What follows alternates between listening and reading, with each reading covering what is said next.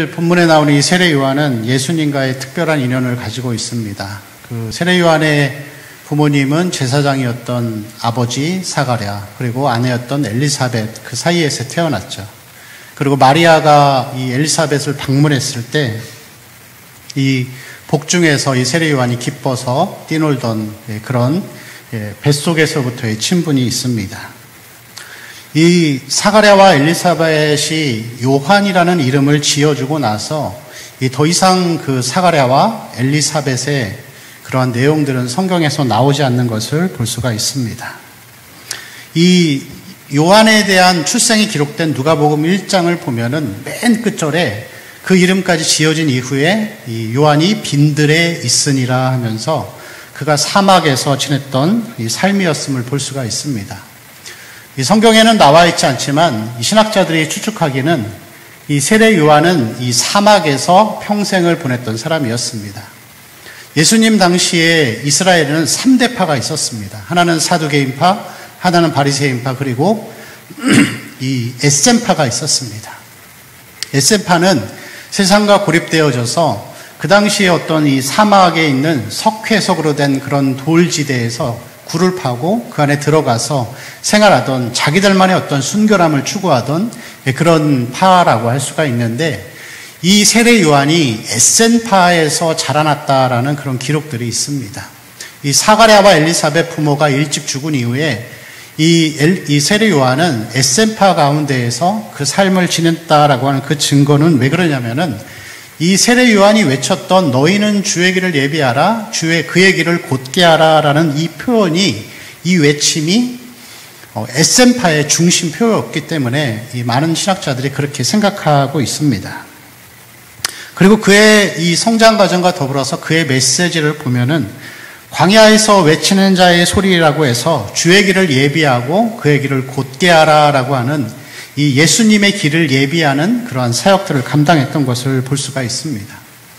오늘 우리가 보고 있는 이 세례 요한은 그의 활동지가 광야였습니다. 그래서 그의 별명은 광야에서 외치는 자의 소리이고, 그가 먹던 것은 메뚜기와 그리고 이 석청, 야생에 나는 그런 꿀이라고 할 수 있겠죠.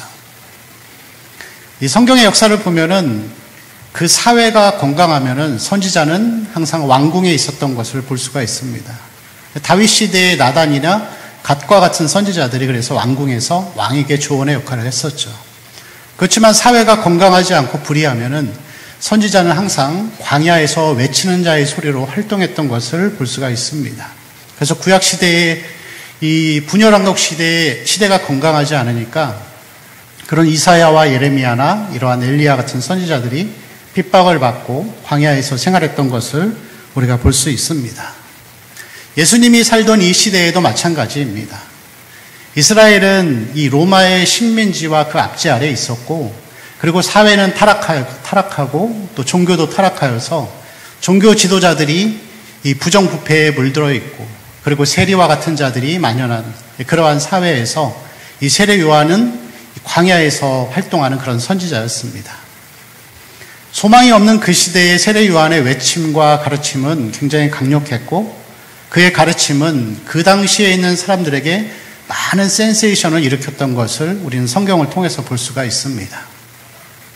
그리고 이러한 세례 요한에 대해서 예수님은 두 가지로 평가하시는 것을 볼 수가 있습니다. 우리 11절 말씀, 우리 성경을 보면서 한번 같이 읽어볼까요? 11절입니다. 내가 진실로 너희에게 말하노니 여자가 낳은 자 중에 세례 요한보다 흔히가 일어남이 없도다. 아멘. 자, 예수님께서 이 세례 요한을 평가하시는데 첫 번째는 여자가 낳은 자 중에 큰 자라고 그렇게 표현하고 있습니다. 왜 그렇게 표현을 하는가 하면은 예수님이 활동하시고 세례 요한이 오기까지의 시대, 여기는 이제 구약이 끝나고 이 신약이 시작되는 시대이죠. 근데 여러분, 구약의 그 오랜 기간 동안에 살았던 많은 선지자들이나 믿음의 사람들은 예수 그리스도가 온다는 것을 멀리서만 보았지 희미하게 본 것입니다.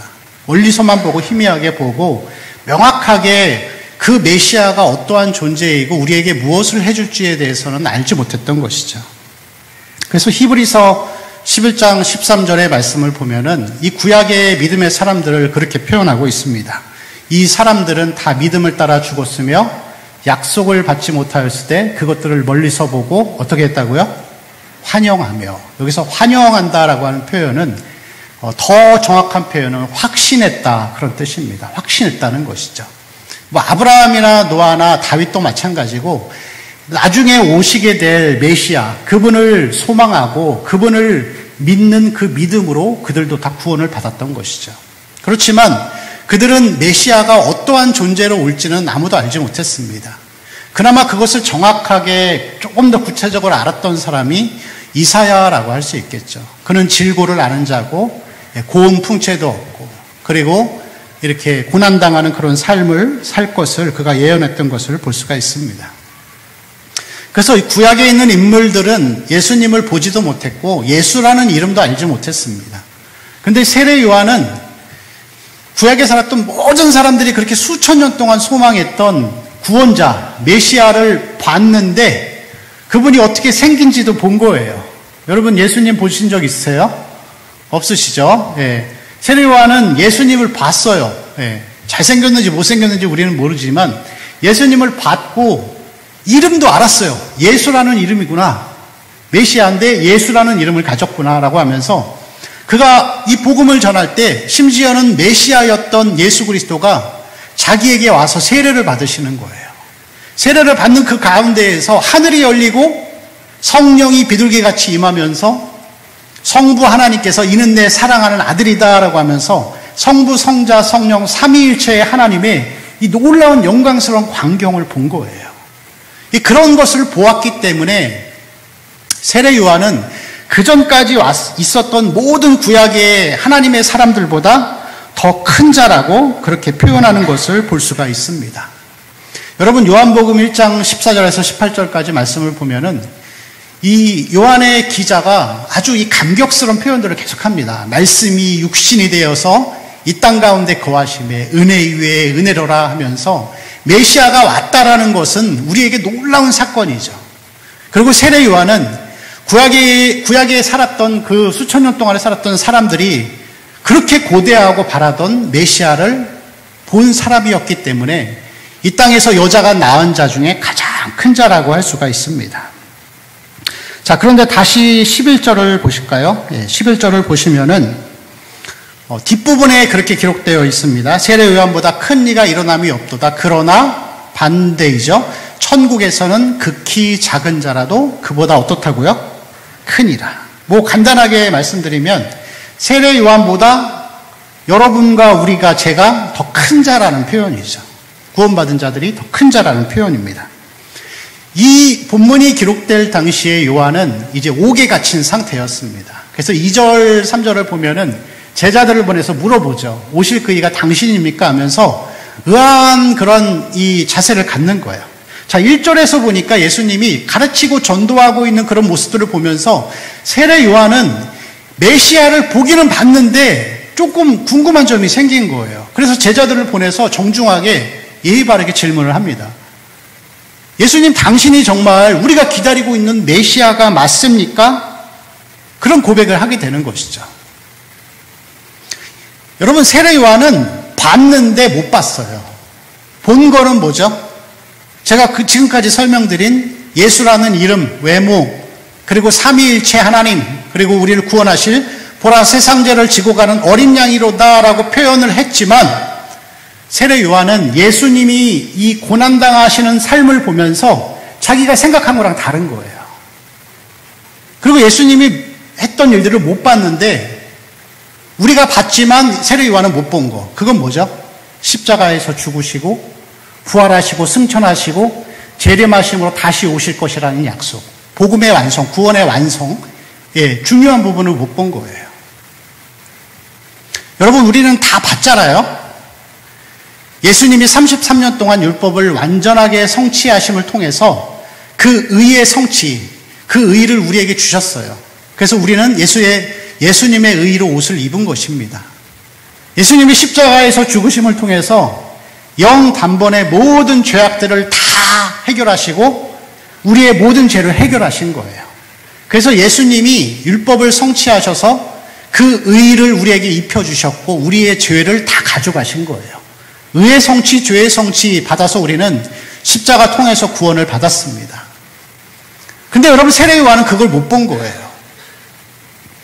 베드로전서 1장 12절 말씀을 보면은 이렇게 흥미로운 말씀이 기록되어 있습니다. 베드로전서 1장 12절 우리 한번 같이 읽어볼까요?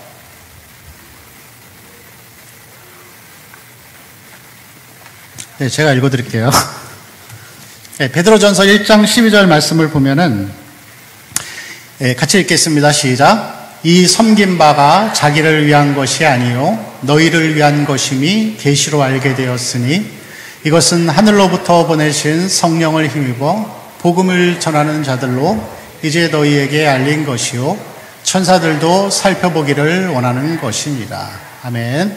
너희를 위한 것임이 계시로 알게 되었는데 이것이 뭐냐면은 천사들도 살펴보기를 원한다는 거예요. 여러분 무슨 얘기냐면은 세례 요한이 못 본 거, 예수 그리스도가 사람의 몸을 입고 오셔서 십자가에서 죽으심을 통하여서 죄를 해결하시고 부활과 승천과 재림을 약속하신 이 복음의 사건, 하나님이 사람의 몸을 입고 와서 의를 성취하시고 십자가에 죽으신다는 이것이 비밀이라는 거예요. 비밀인데 구약을 살던 모든 성도들도 몰랐어요. 근데 심지어는 천사들도 몰랐어요. 마귀도 몰랐어요. 마귀도 모르니까 예수님 십자가에서 죽여버리면 끝난다고 생각한 것이겠죠. 근데 여러분 우리는 알잖아요. 십자가에 죽으시고 부활하시면 우리의 구원이 완성되었다는 것.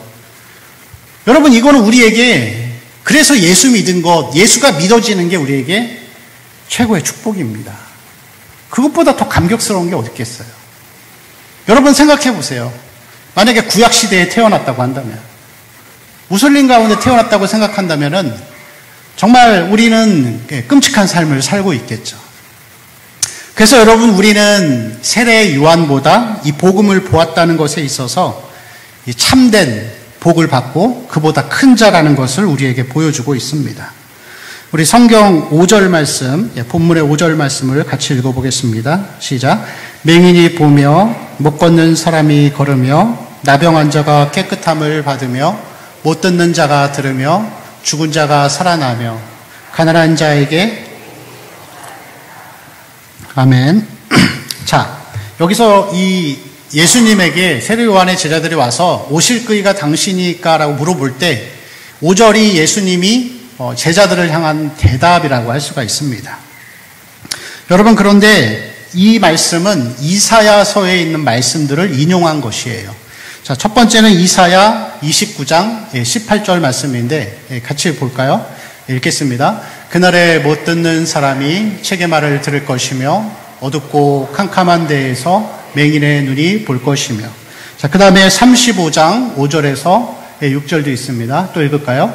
그때 맹인의 눈이 밝을 것이며 못 듣는 사람의 귀가 열릴 것이며 그때 저는 자는 사슴같이 뛸 것이며 말 못하는 자의 혀는 노래하리니 이는 광야에서 물이 솟겠고. 아멘. 자, 더 중요한 말씀이 있습니다. 이사야서 61장 1절의 말씀인데 또 같이 읽을까요? 시작. 주 여호와의 영이 내게 내리셨으니 이는 여호와께서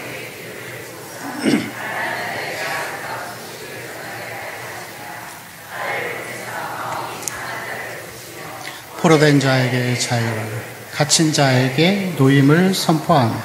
자, 이 말씀 계속 띄워주세요. 자, 우리 성도님들 보세요.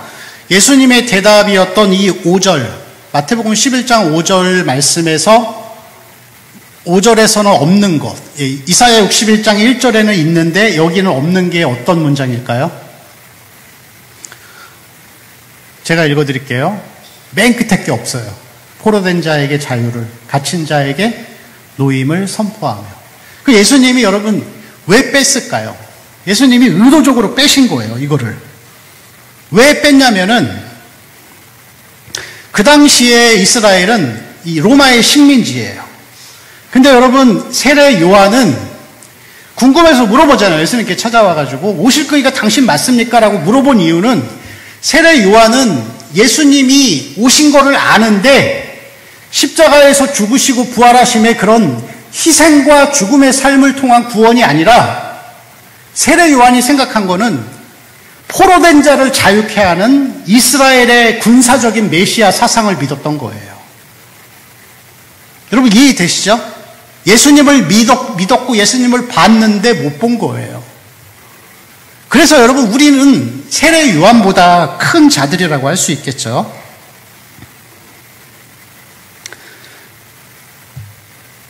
세례 요한은 예수님을 보면서 그가 메시아라는 것도 알고 보라 세상 죄를 지고 가는 하나님의 어린 양이로다라고 말했지만 그 말이 무슨 의미인지 정확하게 알지 못했던 것입니다.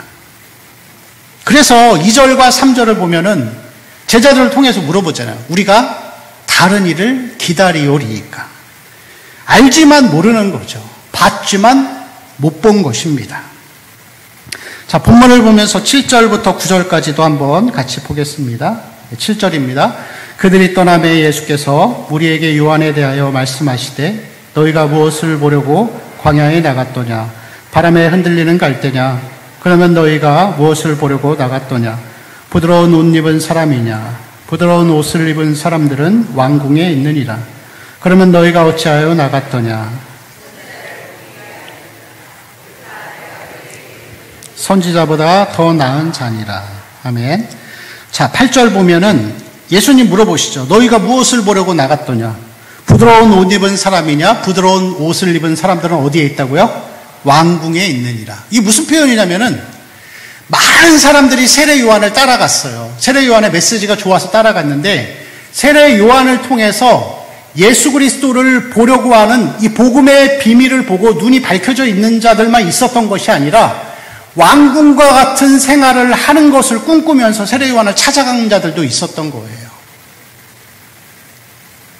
참된 메시아의 모습을 쫓아간 자들도 있었지만 그 중에서는 세례 요한 잘 따라가서 저 사람 통해서 식민지에서 해방을 받고 우리가 왕궁에서 옷 입는 사람들처럼 이제 고통과 아픔과 가난과 포로된 곳에서 해방되는 이 땅의 어떤 행복과 이 땅의 목적들을 쫓아간 자들도 있다는 거예요. 여러분 예수님 당시에도 그런 사람들이 많았습니다. 예수님을 보면서 예수님의 복음에 갈급하고 하나님을 알고 싶고 정말 예수를 믿는 게 뭔지를 알고 싶어서 간 자들만 있던 게 아니잖아요. 오히려 그 사람들은 극소수였습니다. 예수님을 따라갔던 많은 무리들은 떡을 먹고 배부른 까닭이었던 것이죠. 그 여러분 예수를 본 건데 못 본 거예요. 여러분 예수를 믿는 거는 처음부터 끝까지 보이지 않는 삶, 순종과 낮아짐과 겸손의 삶을 살면서 십자가의 죽으심과 희생과 하늘의 미랄이 썩어져 죽는 것을 따라가는 것이 예수를 믿는 겁니다. 여러분 예수 잘 믿어가지고 이 땅에서 포로된 자가 자유케 되듯이 가난에서 해방되고 질병에서 구원받고 그럴 수 있습니다. 있는데 그게 목적이 아니에요. 그게 목적이 되면 기복신앙이 되고 여러분 그게 목적이면은 땅에서의 그것이 목적이면은 그냥 물 떠놓고 절하는 게 더 빠를 겁니다. 절에 가서 기아장에다 글씨 써놓고 내 소원 비는 게 더 빠를 거예요. 예수님을 믿는 거는 포로된 자가 자유케 되어지고 해방되어지기 위해 믿는 것이 아니라 그분이 사신 삶을 내가 따라가는 것이라고 할 수가 있습니다. 예수님을 따라갔던 많은 사람들이 봤지만 못 본 자들이 많았습니다. 여러분 베드로가 처음 예수를 만난 장소는 고기를 잡던 곳이었죠. 근데 고기가 많이 잡히고 나니까 거기서 예수 그리스도가 보통 분이 아니고 메시아라는 것을 스스로가 그 영혼이 인식했겠죠. 그래서 그가 고백을 합니다. 주여 나를 떠나소서 나는 죄인이로소이다. 예수를 본 거예요.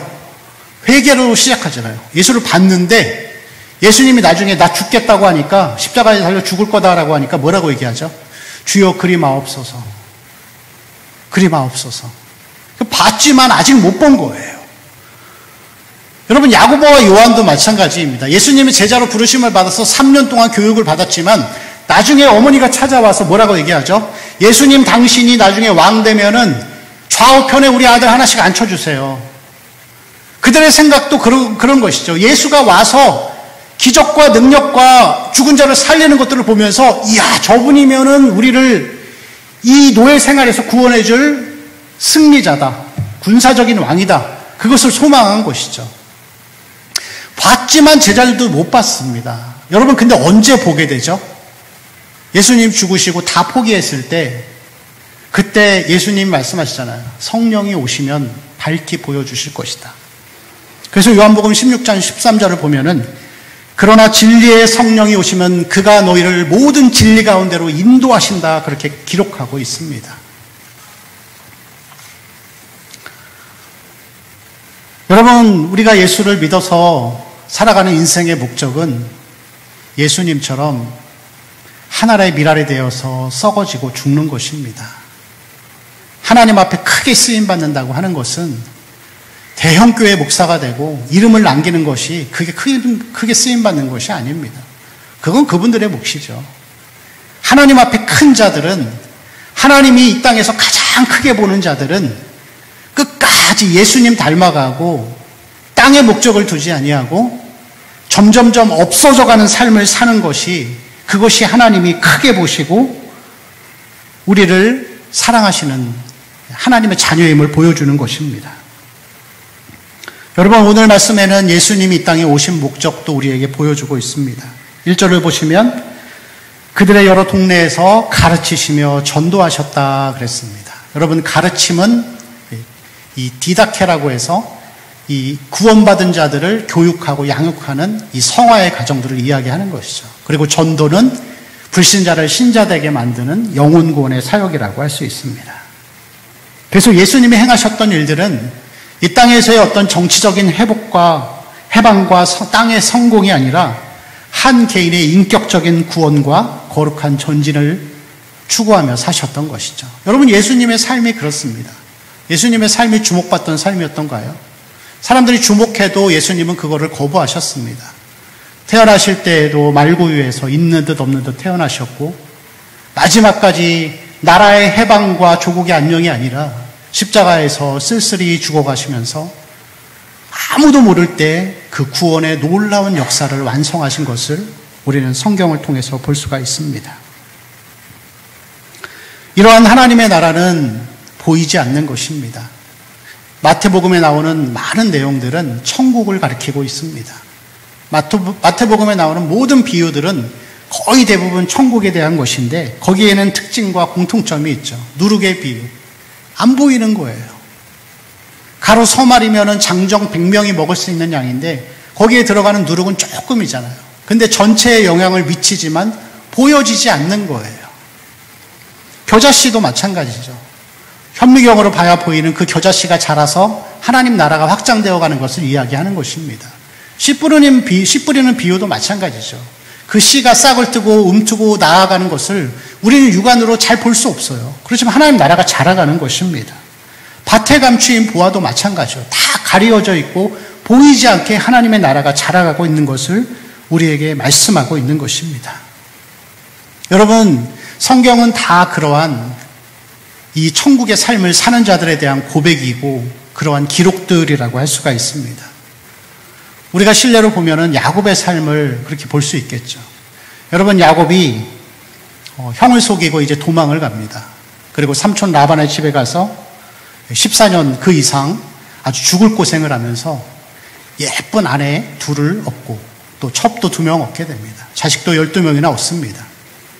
그리고 그가 거부가 되어서 다시 고향 땅으로 돌아와서 형 에서와 화해하고 행복한 삶을 살게 됩니다. 예수 잘 믿었더니 이 땅에서 축복받아가지고 재산이 많아지고 그렇게 했더라. 여러분들 예수 잘 믿으세요. 이런 설교는 설교 아닙니다. 그게 무슨 설교예요? 하나님 말씀 아니에요, 그런 거는. 야곱의 삶은 없어지는 삶을 우리에게 보여주는 거예요. 여러분, 야곱이 에서보다 착한 사람인가요? 나쁜 사람이죠. 형을 2번이나 속이고, 좀 이렇게 모질한 형을 속여가지고 지가 장자권 다 가지고 아버지도 속이고 2번이나 속여서 좋은 것 가지고 어쩔 수 없이 삼촌 집에 갔더니 삼촌이 자기를 속이는 거예요. 행한 대로 당하는 거예요. 그러니까 하나님은 계속 보게 하시는 거죠. 너를 봐라. 넌 어떤 사람이냐? 그가 가지고 온 재물 그것과 상관없이 그는 야복강에서 씨름을 하고 하나님과 겨루다가 환도뼈를 다칩니다. 그리고 그는 계속해서 그 이후로 쩔뚝거리며 지팡이 짚는 삶을 사는 거예요. 계속 그냥 맨몸이 아니라 지팡이 짚으면서 계속 작아지고 없어져가고 닳아져가는 삶을 사는 것입니다. 그리고 마지막에 그가 성화되었을 때 이 요셉을 가리켜서 그렇게 이야기하죠. 내가 자식을 잃게 되면 이르리로다. 이제 성화되어가지고 하나님 앞에서 정말 이제 갈 때가 된 겁니다. 없어져가는 그 삶, 성화와 거룩의 삶으로 나아가는 그것을 보여주는 게 야곱의 삶입니다. 여러분, 아브라함도 똑같습니다. 아브라함이 무엇의 조상이죠? 믿음의 조상입니다. 여러분, 아브라함이 믿음이 좋아서 믿음의 조상인가요? 그렇지 않습니다. 믿음으로 사는 것이 어떤 것인지를 우리에게 보여주는 것이죠. 아브라함도 그 사람의 인격과 됨됨이로 보면은 하나님 앞에 자격이 없어요. 아버지가 본토 친척 아비집을 떠나라고 했을 때 결정적인 순간 결정을 하고 나아가지만 계속 본토는 떠났는데 친척을 안 떠나고 아버지도 안 떠나잖아요. 하란에서 머물면서 15년 동안 거기서 계속 아버지랑 그냥 살면서 있는 과정들 가운데 하나님 계속 기다리십니다. 기다리시면서 또 아버지 어쩔 수 없이 떠나잖아요. 어떤 사정으로 해 떠나고 아버지가 죽으니까 떠났겠죠. 그리고 그 이후에 또 떠나지 않으니까 친척 롯을 떠나게 하십니다. 그리고 떠나가는 그 과정 가운데 아브라함은 많은 결점을 가지고 있었어요. 하나님 아들 주신다고 했는데 안 주시니까 자기 식대로 자기 욕심대로 그 당시의 관습과 이 풍습을 따라서 첩을 들이고 이스마엘을 낳게 되죠. 기근이 생기니까 하나님 주신 땅을 떠나가지고 먹고 사는 것 때문에 힘드니까 애굽에 가서 그리고 타국에 가서 아내를 2번이나 자기 누이라고 속이면서 마누라 팔아먹는 그런 일들을 행하게 됩니다. 그러나 그 과정 가운데 계속해서 아브라함도 깎여가고 하면서 마지막에 성화되어 가고 없어져 가는 그때에 하나님이 마지막 시험을 하시죠. 네 아들 이삭을 바쳐라. 근데 아브라함이 순종하잖아요. 왜 순종했을까요? 험난한 세월들을 겪으면서 죽은 태에서도 백세에도 생명을 잉태시켜 주시는 하나님을 보면서 믿음이 훈련되어진 거예요. 그러니까 아들을 바치잖아요. 그 신약의 기록이 그런 기록이에요. 다시 살리심을 믿고 바쳤다 그랬어요. 여러분, 그러면 거기서 하나님 그러시죠. 됐다. 이제 너가 나 사랑하는 줄 알았다. 여러분, 만약에 정치적인 해방, 이 땅의 소망이면 그 다음에 아브라함은 어떻게 돼야 되죠? 너 이제 이 나라의 왕이 되거라. 내가 너한테 셀 수 없이 많은 재산을 주겠다. 그러고 끝나야 정상이죠. 근데 그 다음 장면을 보면 어떻게 되죠? 아브라함은 죽습니다. 끝난 거예요. 이 땅에서의 모든 삶의 수고가 끝나고 영광의 나라에 들어간 것입니다. 여러분, 그게 복음의 삶입니다. 예수를 믿으면 믿을수록 우리는 점점 작아져 가는 것입니다. 소금과 같이 많은 사람에게 영적인 영향력을 끼치지만 점점 없어져 가는 삶을 살아가는 것이 하나님이 정말 기뻐하시는 그런 삶이라고 할 수가 있습니다. 여러분, 많은 사람들이 신앙생활을 하고 교회를 다니는데 자기의 목적과 세상의 욕심과 자랑을 위해 살아가는 자들도 많이 있습니다. 그런데 여러분, 누구나 처음부터 다 그렇게 하나님 중심으로 살 수는 없어요. 근데 중요한 건 뭐냐면은 우리가 이 성경이 말하는 내용이 내 목적과 내 삶의 패턴과 맞지 않을 때 외면하면 안 되고 내 자신을 수정해 가야 돼요. 그게 진짜 복음의 사람인 거예요. 오늘 와가지고 물어보잖아요. 세례 요한이 화가 나서 물어보는 게 아니라 자기 생각이랑 안 맞으니까 정중하게 제자들을 보내서 물어보는 거예요. 정말 당신이 그분이 맞으십니까? 우리가 다른 일을 기다려야 합니까? 여러분, 근데 어떤 사람들은 예수님이 나중에 십자가에 죽으시니까 생각이 달라지는 거예요. 내가 생각했던 정치 군사적인 왕이 아니네? 그러면서 십자가 앞에 가서 욕하고 저주하잖아요. 자기랑 안 맞으니까 안 믿는 거예요. 그건 믿음이 아니죠, 그거는. 복음이 아닌 것입니다. 오늘 말씀을 보면서 마지막 15절에 예수님께서 그래서 그렇게 말씀하십니다. 뭐라고요? 귀 있는 자는 들을지어다. 귀 있는 자는 들을지어다. 이 전체를 본 자가 여러분 하나님 앞에서 큰 자입니다. 없어져가는 삶을 사는 것이 우리의 가장 중요한 목적이 되는 것이, 그리고 내가 조금 그렇게 생각하지 않았어도 그것을 수정해가고 순종해가는 것이, 그게 믿음이고 그게 하나님의 자녀다운 삶이라고 할 수가 있습니다. 우리 모든 성도들이 다 그렇게 귀 있는 자들이 되기를 축원합니다. 우리 한번 같이 기도하겠습니다.